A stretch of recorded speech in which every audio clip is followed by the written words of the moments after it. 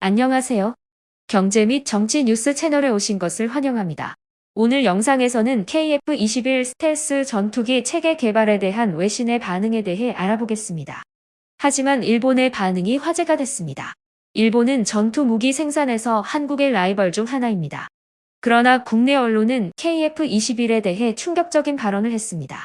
아울러 현 시점에서 KF의 완성 경과에 대해서도 논의할 예정입니다.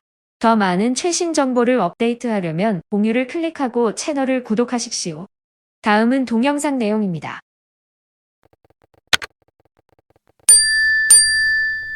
최근 한국에서는 기적으로 여겨지는 발명이 등장했습니다. 바로 KF-21 전투기입니다. 이 제품은 빠르고 완벽하게 개발된 것으로 전문가들조차 자신의 눈을 의심할 정도입니다. 이에 대한 외국 언론과 여론에 대해 논의해보겠습니다. 한국은 여전히 KF-21 전투기를 완벽하게 개발하려고 하지만 일본 언론과 온라인 커뮤니티는 이 제품을 계속 비난하며 그것을 4세대 은신 전투기라고 부르고 5세대가 아니라고 주장합니다. 이에 대한 일본 측 주장은 그들이 미국 록히드 마틴의 F-35 전투기를 대량으로 구매했기 때문입니다. 그들은 F-35가 일본에 배치되면 한국 공군과의 공중전에서 한국이 승리할 기회가 없다고 봅니다. 사실 한국과 일본의 차이점은 전투기 개발 방향에 있습니다. 한국은 자국산 전투기 생산 능력에 자랑스러워하며 현재 KF-21은 블록1로 스텔스 형태로 개발 중입니다. 그러나 우리는 KF-21을 일본의 비판으로 판단할 수는 없을 것입니다. 사실 한국 항공우주 산업의 대표는 KF-21이 미래의 완벽한 5세대 전투기로 진화할 것이라고 선언했습니다. 한편 일본은 F-35를 매우 비싼 가격으로 구매한 나라 중 하나이며 구매한 F-35 전투기 중 약 30%가 수리 중이거나 수리 준비 중입니다.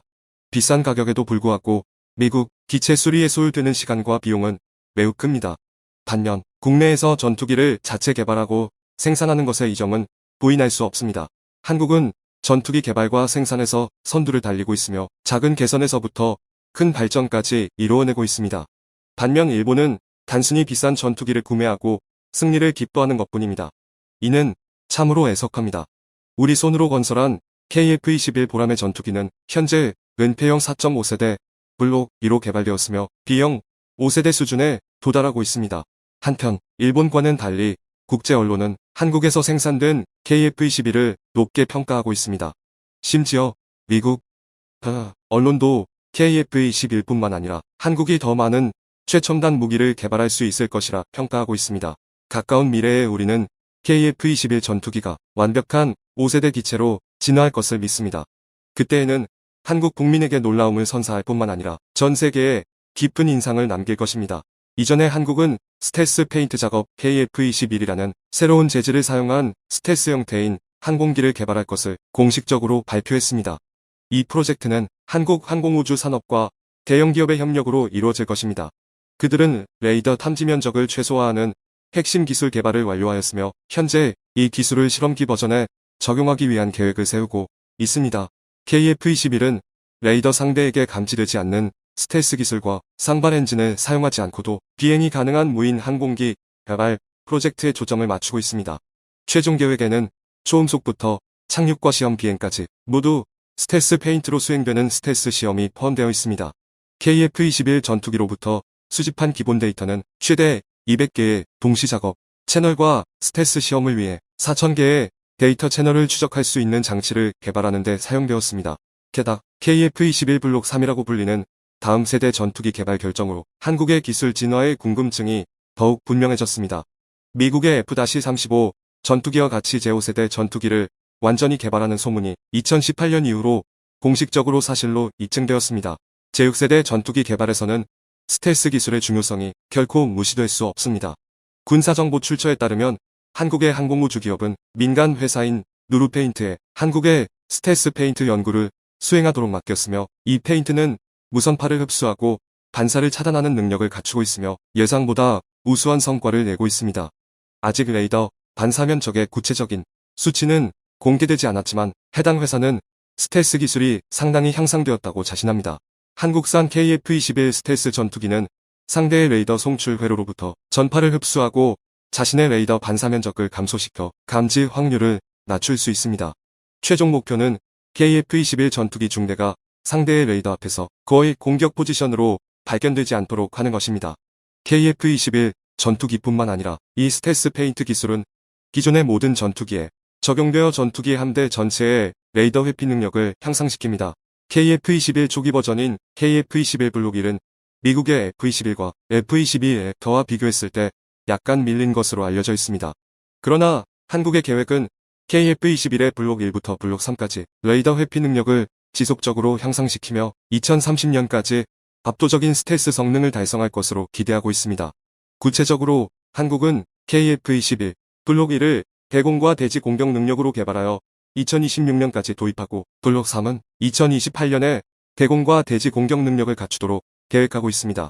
한국의 항공우주 기업 5위 관리자는 KF-21 블록 1이 이 나라 최초의 제5세대 전투기로 등장했지만 현대적인 형태와 센서를 적용하여 제5세대 전투기로 쉽게 업그레이드할 수 있는 능력을 갖춘 것으로 자신감 있게 언급했습니다. 이 직원은 또한 한국이 독립적으로 제6세대 전투기를 개발할 수 있도록 기반을 마련했다고 자신감 있게 언급했습니다. 제6세대 전투기를 완전히 개발하기 위해서는 비싼 스텔스 디자인의 제작뿐만 아니라 표면 처리 문제를 고려해야 합니다. 제6세대 전투기에는 레이더 흡수 및 고반사 처리 능력이 필수적입니다. 군 관계자에 따르면 한국의 항공우주 기업은 제6세대 전투기의 형태와 표면 처리 기술에 대해 자체적으로 연구하고 있으며 이에는 전투기의 몸체의 톱니 모양이나 물질, 레이더 반사를 차단하는 복합 물질로 처리하는 것이 포함됩니다. 이를 통해 스텔스 기술을 개발하고 있습니다. 한편 한국은 현재 일본에 뒤지지 않는 스텔스 기술을 결정하고 개발하고 있습니다.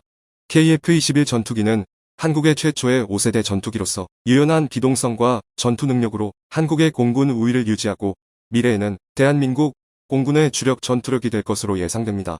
한 해 전에 한국의 KF-21 전투기가 시험 비행을 시작한 이래로 지난 7월 19일 첫 번째 프로토타입이 최초로 시험 비행을 성공적으로 수행했으며 현재까지 마지막 프로토타입인 6번 기체도 시험 비행에서 성공을 거두었습니다. 이로 인해 한국의 KF-21 전투기 프로젝트가 원활하게 진행되고 있음을 입증하였습니다. 그러나 시험 비행에 성공에도 불구하고 주민들은 이러한 비행으로 인한 소음 문제로 인해 불만을 표출하고 있습니다. 소음으로 인한 피해는 주민들에게 상당한 피해를 입혔으며 이러한 손해에 대한 보상 문제는 크게 진전이 없는 상태입니다.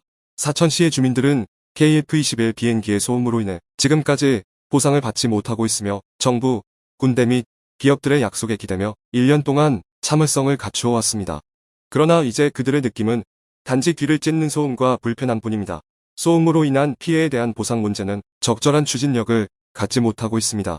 소음피해위원회와 그룹별 소음 보상 법률 개정을 설립하는 제안은 아직도 실행되지 않고 있으며 이로 인해 주민들의 반대 감정은 더욱 커지고 있습니다.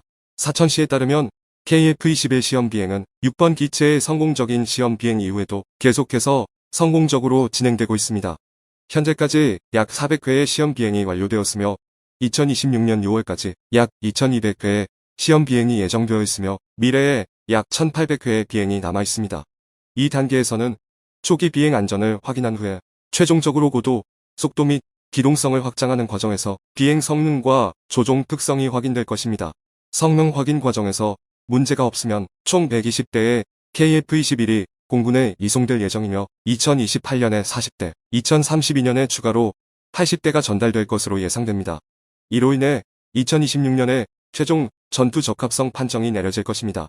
KF-21의 시험 비행은 성공적으로 진행되고 있지만 주민들에게는 소음으로 인한 피해에 대한 보상 문제가 여전히 불분명한 상태입니다. 시험 비행이 시작된 지 1년이 지났음에도 불구하고 손해보상을 위한 구체적인 조치가 시행되지 않았습니다. 또한 국방전자조달 시스템, 공군 및 한국항공우주산업과 같은 주요 기관들의 적극적인 참여 없이 공공, 민간군 사이의 상담기구 설립이 이루어지지 않았습니다. 이로 인해 주민들은 실망과 불만을 표하고 있습니다.